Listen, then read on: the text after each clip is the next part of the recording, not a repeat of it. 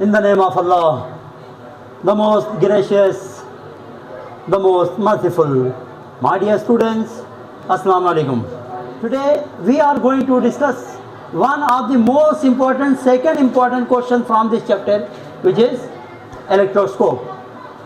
Electroscope के हवाले से पूछे जाते हैं। पहले मैं इलेक्ट्रोस्कोप के बारे में आप लोगों का माइंड बनाता हूँ। इलेक्ट्रोस्कोप एक ऐसी डिवाइस, हर चीज़ के लिए डिवाइस, ये कैमरा चीज़ों को रिकॉर्ड करने के लिए यूज़ होता है, ये मार्कर लिखने के लिए इस्तेमाल होता है। बिल्कुल इसी तरह इलेक्ट्रोस्कोप एक ऐसी डिवाइस है जिससे आप पता लगा सकते हैं कि किसी बॉडी पे चार्ज है या नहीं है। An electroscope is a device which is used to detect the electric charge on an object. किसी भी ऑब्जेक्ट पर चार्ज है या नहीं, ये मार्कर इस पर चार्ज है या नहीं आप पता लगा सकते हैं by using a device known as electroscope. Electroscope एक ऐसी डिवाइस है जिससे आप पता लगा सकते हैं कि किसी डिवाइस पे चार्ज है क्या नहीं है। ये नहीं बता सकते कि इस पे कौन से चार्ज है, पॉजिटिव है या नेगेटिव है। इलेक्ट्रोस्कोप आपको सिर्फ इतना बताएगा कि उस पे चार्ज है या नहीं, ये नहीं बताएगा कि इस पे पॉजिटिव चार्ज है या नेगेटिव। इसके लिए दूसरी डिवाइसेस का इस्तेमाल होता है। तो ज़रा डेफिनेशन की तरफ आपको लेके आऊँ तो यही बात कुछ इस अंदाज में और खूबसूरत जुमले में इस तरह लिखा हुआ है, the instrument which is use to detect the presence of an electric charge on an object. किसी भी ऑब्जेक्ट पर चार्ज है या नहीं है पता लगाने के लिए एक डिवाइस का इस्तेमाल करते हैं। उस डिवाइस को क्या कहा जाता है? Any confusion to determine the definition of electroscope. Electroscope की डेफिनेशन में कोई कंफ्यूजन है किसी को? आइए स्टूडेंट्स आगे इसके प्रिंसिपल और वर्किंग पढ़ते हैं।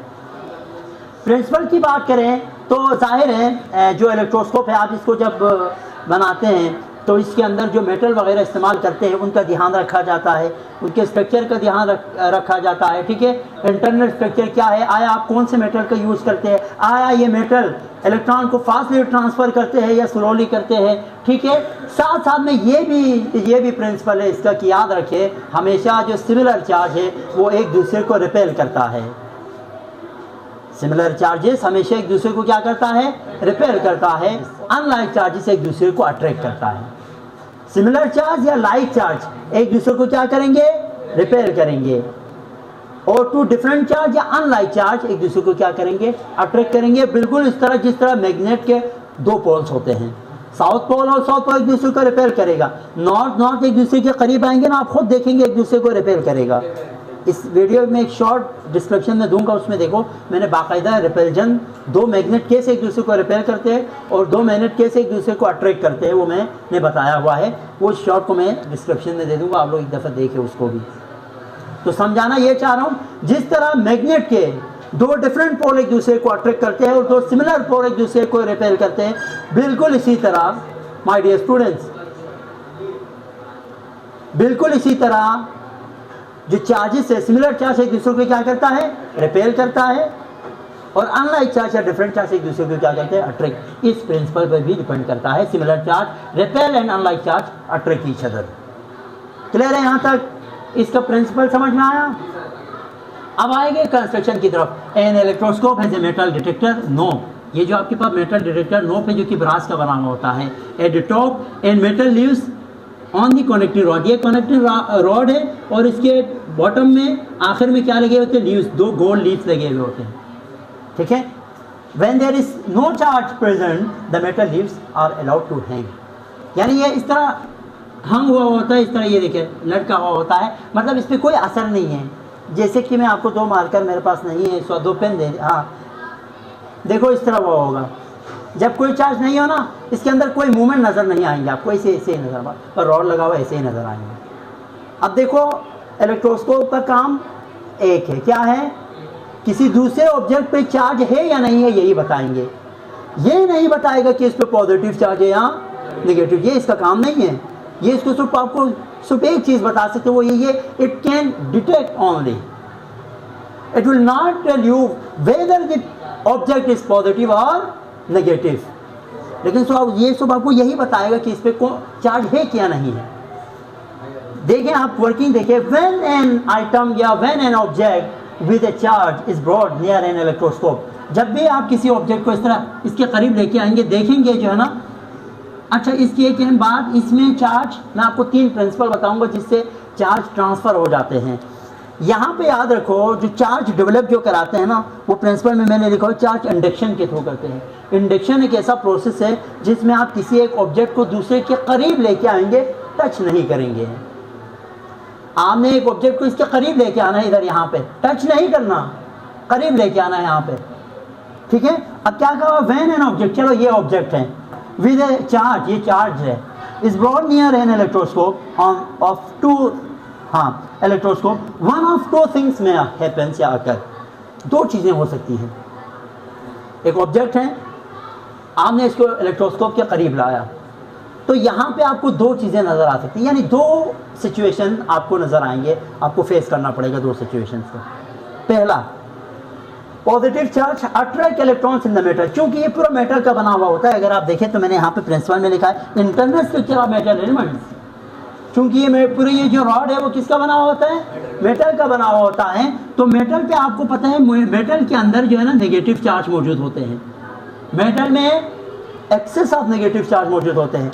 अब कंसीडर करें आपने जो ऑब्जेक्ट यहाँ पे लेके आया है वो पॉजिटिव है, वो क्या है, पॉजिटिव है, तो करेगा क्या, ये सारे नेगेटिव को अट्रैक्ट करेगा। चौथा principle, similar charges repel and unlike charge attract each other.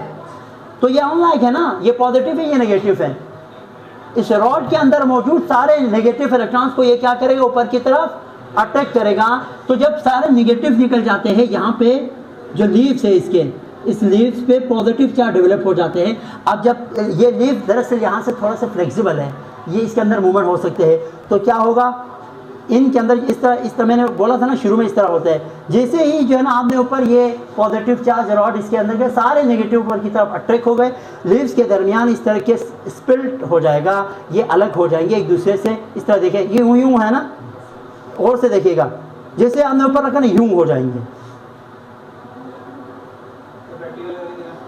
ना। ये बात डिवाइस नहीं है हमारे पास, ये तरह है ना, आपने जिसे ऊपर लेके आया उसको इंडेक्स के थोड़ा सा करीब यहाँ पे करीब रखा, तो सारे इलेक्ट्रॉन ऊपर की तरफ शिफ्ट हो गए, नीचे से पॉजिटिव चार्ज गए, तो पॉजिटिव एक दूसरे को रिपेल करेगा, रिपेल करके ये जो 2 लीव्स है गोल्ड के यूं अलग हो जाएंगे।